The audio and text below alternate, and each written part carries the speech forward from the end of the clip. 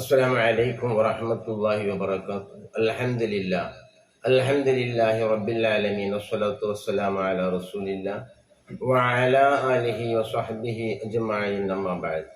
ഏറ്റവും സ്നേഹനിധികളായ എൻ്റെ പ്രേക്ഷകരെ, സഹോദര സഹോദരിമാരെ, വാത്സല്യനിധികളായ എൻ്റെ വിദ്യാർത്ഥിനികളെ, കഴിഞ്ഞ ഒന്ന് രണ്ട് ക്ലാസ്സുകളിലായി നാം ചർച്ച ചെയ്യുന്ന ഒന്നാണല്ലോ അള്ളാഹുവിൻ്റെ അപരനാമമായ ഇസ്മുൽ ആളം പരിശുദ്ധ ഖുർആനിലൂടെ എവിടൊക്കെയാണ് ഖുർആനിൽ അതിനെ സംബന്ധിച്ച് സൂചിപ്പിച്ചതെന്നും അത് എങ്ങനെ നമ്മൾക്ക് ഉപയോഗപ്പെടുത്താമെന്നും അതുകൊണ്ടുള്ള ഉപകാരങ്ങൾ എന്താണ് എന്നും എന്താണ് അള്ളാഹുവിനോട് ചോദിച്ചാൽ അത് ഉടനെ തന്നെ അള്ളാഹു താല അതിന് ഉത്തരം നൽകുകയെന്നും ചോദിച്ചത് നൽകുമെന്നൊക്കെ അഷ്റഫുൽ സ്വല്ലല്ലാഹു അലൈഹി വസല്ലമ തങ്ങൾ സത്യം ചെയ്തുകൊണ്ട് പറഞ്ഞ ഒരൊറ്റ വചനമാണ് നാം ചർച്ച ചെയ്തുകൊണ്ടിരിക്കുന്നത്. രണ്ട് സ്ഥലങ്ങളിൽ നമ്മൾ പറഞ്ഞു. ഒന്ന്, സൂറത്തുൽ ബഖറയിൽ ആയത്തുൽ കുർസിയെ സംബന്ധിച്ചാണ്. അല്ലാഹു ലാ ഇലാഹ ഇല്ലാ ഹുവൽ ഹയ്യുൽ ഖയ്യൂം, അത് നമ്മൾ വിശദീകരിച്ചു കഴിഞ്ഞു. രണ്ടാമത്തത് പറഞ്ഞത് സൂറത്ത് ആൽ ഇംറാനിലെ തുടക്കം, അലിഫ് ലാം മീം അല്ലാഹു ലാ ഇലാഹ ഇല്ലാ ഹുവൽ ഹയ്യുൽ ഖയ്യൂം. ഈ രണ്ട് ആയത്തുകളെ സംബന്ധിച്ച് അത് എങ്ങനെ ഉപയോഗപ്പെടുത്തണമെന്നും അത് എങ്ങനെയാണ് അതുകൊണ്ട് ദുആ ചെയ്യുക എന്നതിനെ സംബന്ധിച്ചൊക്കെ നമ്മൾ ചർച്ച ചെയ്തെങ്കിൽ, ഇനി മൂന്നാമത്തെ ഒരു ആയത്ത് അല്ലാഹു സുബ്ഹാനഹു വ തആല അതിൽ സൂചിപ്പിച്ചതായിട്ട് മഹാന്മാരായ പണ്ഡിതന്മാരും അതുപോലെ തന്നെ ഹദീസ് കൊണ്ടൊക്കെ വ്യക്തമായതുണ്ട്. എന്നാൽ എത്ര വലിയ ഒരു കൊട്ടാരമാണെങ്കിലും അത് തുറക്കാനുള്ള ഒരു താക്കോല് എത്രയോ വലിയ ചെറുതായിരിക്കും എന്നുള്ളത് കൊണ്ട് തന്നെ 7 ആകാശം ഭൂമിയും വിശാലമായി കിടക്കുന്ന ബൃഹത്തായ നമ്മുടെ കൽബ്, നമ്മുടെ ഹൃദയം, ആ ഹൃദയത്തെ തുറക്കാനുള്ളതായ താക്കോലും അതിൻ്റെ ആഴത്തിലേക്ക് ഇറങ്ങിച്ചെന്നുകൊണ്ട് അള്ളാഹുവിൻ്റെ ജലാലത്ത്, ജമാലത്ത്, കുദ്റത്ത്, ദൗലത്ത്, താക്കത്ത് ഒക്കെ നമ്മൾ മനസ്സിൽ ഉൾക്കൊണ്ടുകൊണ്ട് ജീവിക്കാനുമുള്ള ഒരൊറ്റ മാർഗമാണ് നാം ചർച്ച ചെയ്തുകൊണ്ടിരിക്കുന്നത്. അതാണ് ഇസ്മുൽ ആളം. സുഹൃത്തുക്കളെ, തൻ്റെ ഭവനം, നാം താമസിക്കുന്ന ഭവനം സ്വർണം കൊണ്ടെടുത്താലും, തൻ്റെ സഞ്ചരിക്കാനുള്ള വാഹനം വൈറ്റ് ഗോൾഡ് കൊണ്ട് ആയാലും ശരി, നൊടിയിട കൊണ്ട്, സെക്കൻഡ് കൊണ്ട്, ചില സമയത്ത് ഇതും വിട്ട് വളരെ നിസ്സാരമായ ഒരു വാഹനത്തിൽ നമ്മെ കയറ്റി കൊണ്ടുപോയി എവിടെ വെക്കും? ഒരു മണ്ണറക്കൂട്ടിൽ കൊണ്ടുപോയി വെക്കുമെന്നുള്ള ബോധമുള്ളവർക്ക് മാത്രമാണ് ഇത് പ്രയോജനപ്പെടുക. സ്വത്തത്ര ഉണ്ടെങ്കിലും അത് ഇവിടുന്ന് ആഖിറത്തിലേക്ക് പ്രയോജനപ്പെടുകയില്ല. വൈൻതായതിൽ കൊല്ലാതെയില്ല. ഈ ലോകം മുഴുവനും നിന്റെ വശത്താണ്, നിന്റെ അധികാരത്തിലാണ്, നിന്റെ കയ്യിലാണ്. എങ്കിലും അത് മുഴുവനും നീ ദാനം ചെയ്യുകയോ അതല്ലെങ്കിൽ അതും ചെലവ് ചെയ്യുകയോ ചെയ്തിട്ടുണ്ടെങ്കിൽ ഇവിടുത്തെ ഒരൊറ്റ ഹസനാത്തിന് തുല്യമാകുകയില്ല എന്ന് പരിശുദ്ധ ഖുർആനിലൂടെ നമ്മൾക്ക് വ്യക്തമാക്കി തന്നു. അതുകൊണ്ട് തന്നെ ആ സമയത്ത് അവിടേക്ക് ഉപകരിക്കാനുള്ള, അവിടെ നമ്മൾക്ക് രക്ഷപ്പെടാനുള്ള ഒരൊറ്റ മാർഗമാണ് നമ്മൾ ഇതുകൊണ്ട് ഉദ്ദേശിക്കുന്നത്. ആ ഒരു ബോധം നമ്മൾക്കുണ്ടെങ്കിൽ മാത്രമേ ഇതുകൊണ്ടൊക്കെ പ്രയോജനമുള്ളൂ. ഇത് കേൾക്കുകയും ചിന്തിക്കുകയും മനസ്സിൻ്റെ ആഴത്തിലേക്ക് ഇറങ്ങിച്ചെല്ലുകയും ചെയ്യുന്നവർക്ക് മാത്രമേ ഇതുകൊണ്ട് പ്രയോജനമുള്ളൂ. എന്നാൽ മൂന്നാമത്തെ ഒരു ആയത്ത് സൂറത്ത് ത്വഹ,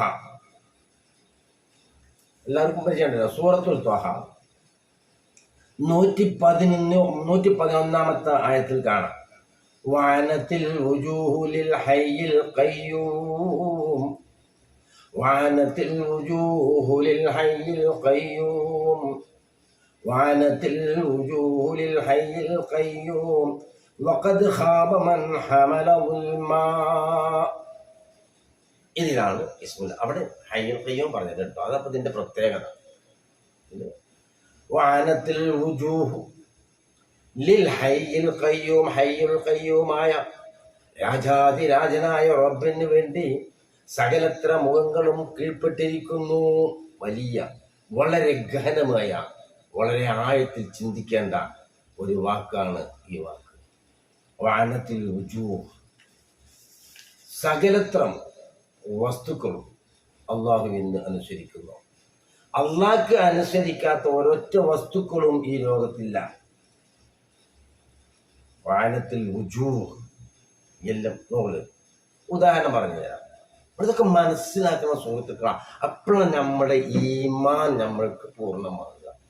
അള്ളാഹ്ക്ക് അനുസരിക്കാത്ത, അള്ളാഹ്ക്ക് വഴിപ്പെടാത്ത ഒരാളുണ്ടെങ്കിൽ, ഒരൊറ്റ ആളൊരു വ്യക്തിയെ നിങ്ങൾക്ക് കാണിച്ചു തരാൻ പറ്റുമെങ്കിൽ ഇതിൻ്റെ കമന്റ് ബോക്സിൽ നിങ്ങൾ രേഖപ്പെടുത്തി വെക്കണം. കാരണം എന്താ?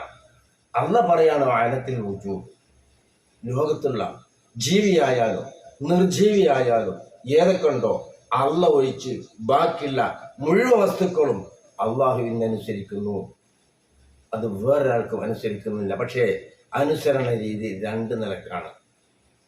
അഫഗൈറ ദീനില്ലാഹി യബ്ഗൂന വലഹു അസ്ലമ മൻ ഫിസ് സമാവാതി വൽ അർളി തൗഅൻ വഖർഹാ. അഫഗൈറ ദീനില്ലാഹി യബ്ഗൂന വലഹു അസ്ലമ മൻ ഫിസ് സമാവാതി വൽ അർളി തൗഅൻ വഖർഹാ വഇലൈഹി യുർജഊൻ. അഫഗൈറ ദീനില്ലാഹ്, അള്ളാഹുവിൻ്റെ ദീനൊഴിച്ച് മറ്റെന്തിനാണോ നിങ്ങൾ ആഗ്രഹിക്കുന്നത്, അള്ളാഹുവിൻ്റെ ദീനൊഴിച്ച് മറ്റ് ഏതെങ്കിലും ഒരു മതത്തെയോ ഏതെങ്കിലും ആചാരത്തെയോ ഏതെങ്കിലും അനുഷ്ഠാനത്തെയോ എന്തിനെയാണ് നിങ്ങൾ ആഗ്രഹിക്കുന്നത്, നിങ്ങൾ തേടിപ്പോകുന്നത്? എന്നിട്ടല്ല പറയുന്നത് വലഹു അസ്ലമ മൻ ഫിസ് സമാവാതി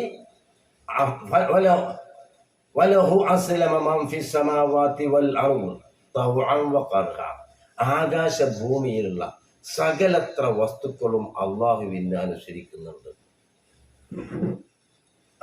അസ്ലമ മൻ ഫി, രണ്ട് നിലക്ക് അള്ളാഹു തആല അനുസരണം പറഞ്ഞത്. ഒന്ന് തൗഅൻ, ഇതെല്ലാം അള്ളാഹു സുബ്ഹാനഹു വ തആലയാണ് സംവിധാനിച്ചത് എന്ന് അള്ളാഹുവിൻ്റെ തൗഹീദ് ഉൾക്കൊണ്ടുകൊണ്ട് റബ്ബിനെ അനുസരിച്ച് ജീവിക്കുന്ന ഒരു രീതി. രണ്ടാമത്തത് ഖർഹൻ, ബലമായി പിടിച്ചനുസരിപ്പിക്കുന്ന രീതി. ഞാൻ ഒന്ന് രണ്ട് ഉദാഹരണങ്ങൾ നിങ്ങൾക്ക് പറഞ്ഞു തരാം.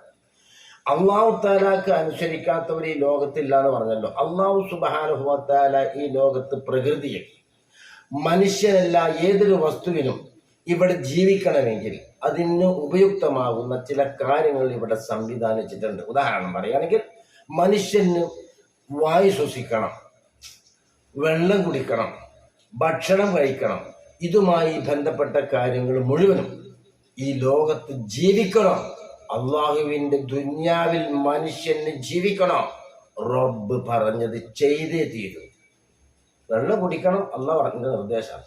നിങ്ങൾ ശൂന്യാകാശത്തിൽ സഞ്ചരിച്ചാലും എവിടെ പോയാലും ശരി, ഉപരിമണ്ഡല ഗോളങ്ങളിൽ പോയാലും അതല്ല ബഹിരാകാശ സഞ്ചാരികളുടെ ആ സഞ്ചാരത്തിലായാലും എവിടെയായാലും ശരി, അല്ലാഹു തആലാന്റെ ആ നിർദ്ദേശം പാലിച്ചേ തീരൂ.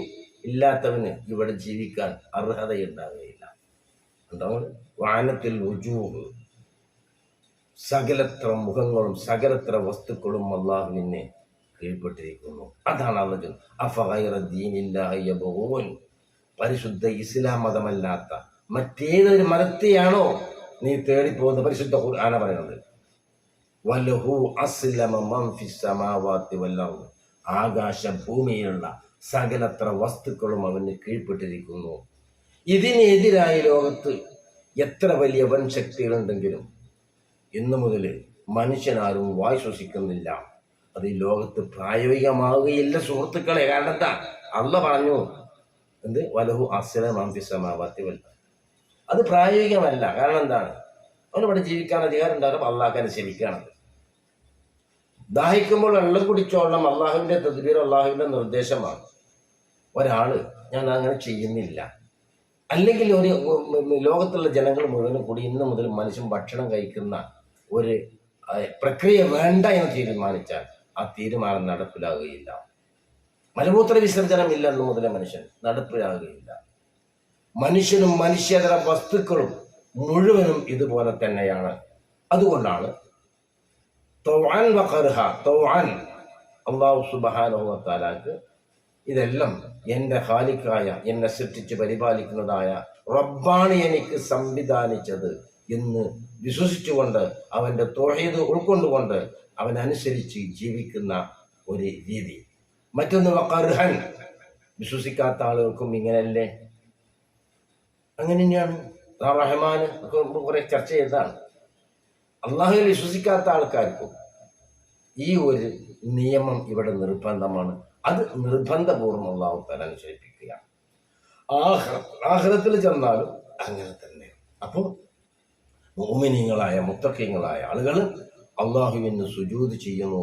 അതിൻ്റെ ഖാലിഖായ ഉടമസ്ഥനായ റബ്ബ് നീയാണ് എന്ന ബോധത്തോടുകൂടെ. അപ്പം നമ്മൾ ആലോചിച്ച് നോക്കണം, അള്ളാഹ്ക്കനുസരിക്കാത്ത ഒരൊറ്റ വസ്തു ഈ ലോകത്തില്ല. ലോകത്ത് എത്ര വലിയ കോടീശ്വരനാണെങ്കിലും ശരി, ഒരാളും ഇവിടെ സ്ഥിരമായി ജീവിക്കുന്നില്ല എന്നുള്ളത് തന്നെയാണ് ഏറ്റവും വലിയ തെളിവ്. അപ്പം ഇബ്ലീസ് അനുസരിക്കുന്നില്ലല്ലോ എന്ന് നമുക്ക് പറയണ്ടാവും. ഇബ്ലീസിന് അല്ലാഹു സുബ്ഹാനഹു വ തആല ഒരു നിശ്ചിത സമയപരിധി വരെ ഇവിടെ ജീവിക്കാനുള്ള അവകാശം കൊടുത്തതാണ്. ഓൻ പറഞ്ഞു, പടച്ചോനെ പുനർജന്മം വരെ എനിക്ക് ഇവിടെ ജീവിക്കാനുള്ള സൗകര്യം തരണമെന്ന് പറഞ്ഞപ്പോൾ ഇല്ല, ലോകത്തുള്ള സകലത്ര വസ്തുക്കളും മരിക്കുന്ന ഒരു ദിവസം അന്ന് നീയും മരിക്കും. അവിടെ വെച്ച് അല്ലാഹു തആല എന്താക്കി? ഓന് കൊടുത്തത് അതാണ് അല്ലാഹു തആല. അപ്പോൾ ഈ നിലക്ക് നിങ്ങൾ ചിന്തിച്ചു നോക്ക്, എല്ലാം അള്ളാഹുവിന് അനുസരിച്ചു കൊണ്ടേയിരിക്കുന്നു. അങ്ങനെ അള്ളാഹ്ക്ക് അനുസരിക്കാത്ത ആരെങ്കിലും ഉണ്ടെങ്കിൽ പണം കൊണ്ടോ അവൻ്റെ ജനവാചലത കൊണ്ടോ അല്ലെങ്കിൽ അവൻ്റെ വ്യക്തിത്വം കൊണ്ടോ അല്ലെങ്കിൽ അവൻ്റെ വേറെ ഏതെങ്കിലും നിലയിൽ രക്ഷപ്പെടാനുള്ള മാർഗങ്ങളുണ്ടോ? സമ്പത്ത് കൊണ്ട് രക്ഷപ്പെടൂലേ? ജനവാചാലത കൊണ്ട് രക്ഷപ്പെടൂലേ? ശരീരത്തിലെ കുവ്വത്ത് കൊണ്ട് രക്ഷപ്പെടൂലേ? പെടുകയില്ല. കാരണം എന്താ? അല്ലാഹു സുബ്ഹാനഹു വ തആല ഒരു നിശ്ചയിച്ച സമയപരിധി വരെ നമ്മൾക്ക് ഇവിടെ ജീവിക്കാനുള്ള അഭിപ്രായ സ്വാതന്ത്ര്യം അല്ലാഹു തആല നടത്താനും തന്നു. അത് എപ്പോൾ തീരുന്നോ അപ്പം അല്ലാഹു സുബ്ഹാനഹു വ തആല നിർത്തിക്കളയും. അല്ലാഹ് അനുസരിക്കുന്നില്ലേ? ജീവിയാണെങ്കിലും നിർജീവിയാണെങ്കിലും ഒക്കെ ഇങ്ങനെ തന്നെ. വഖലഖ കുല്ല ഷൈഇൻ ഫഖദ്ദറഹു തഖ്ദീറ. അപ്പം ഞാൻ പറഞ്ഞെന്താണ്? ആ ഒരു സമ്മതം കൊണ്ടാണ് റബ്ബിൻ്റെ, ഇതാണ് ഇസ്മുൽ ആദം ഉൾപ്പെട്ടുകൊണ്ടുള്ള ഒരു ആയത്ത്. വാനത്തിൽ വുജൂഹ്, മുഖങ്ങൾ കീഴ്പ്പെട്ടിരിക്കുന്നു.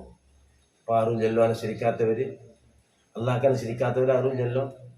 ഒന്നുമില്ല. സകലം നിരീശ്വരവാദിയാണെങ്കിലും വ്യക്തിവാദിയാണെങ്കിലും ഭൗതികവാദിയാണെങ്കിലും മുഅ്മിനാണെങ്കിലും അതല്ല മുഅ്മിനല്ലാത്തവനാണെങ്കിലും ശരി, മുഴുവനും അള്ളാഹുവിനെ അനുസരിപ്പിക്കുന്ന രീതി രണ്ടാണ്. ഒന്ന് തൗഅൻ, അവൻ അള്ളാഹുവിനെ അനുസരിച്ചുകൊണ്ട് ജീവിക്കുന്നു. മറ്റൊന്ന് ഖർഹൻ, പിടിച്ചനുസരിപ്പിക്കുന്ന രീതി. എവിടെ പോവുകയാണെങ്കിലും ആരാണെങ്കിലും. അതുപോലെ ഫിർഔൻ, നമ്രൂദ്, ഖാറൂൻ ഒക്കെ ഞാനാണ് ഇവിടെ റബ്ബ്, അന റബ്ബുക്കുമുൽ അഅല എന്ന് വാദിച്ച ഫിർഔൻ അല്ലാഹു സുബ്ഹാനഹു വ തആല ഉദ്ദേശിച്ചപ്പോൾ അല്ലാഹു തആല പിടിച്ചു. അള്ളാഹ്ക്ക് അനുസരിച്ചില്ലേ? ശരീരങ്ങൾ മുഴുവനും അള്ളാഹ്ക്ക് അനുസരിക്കുക.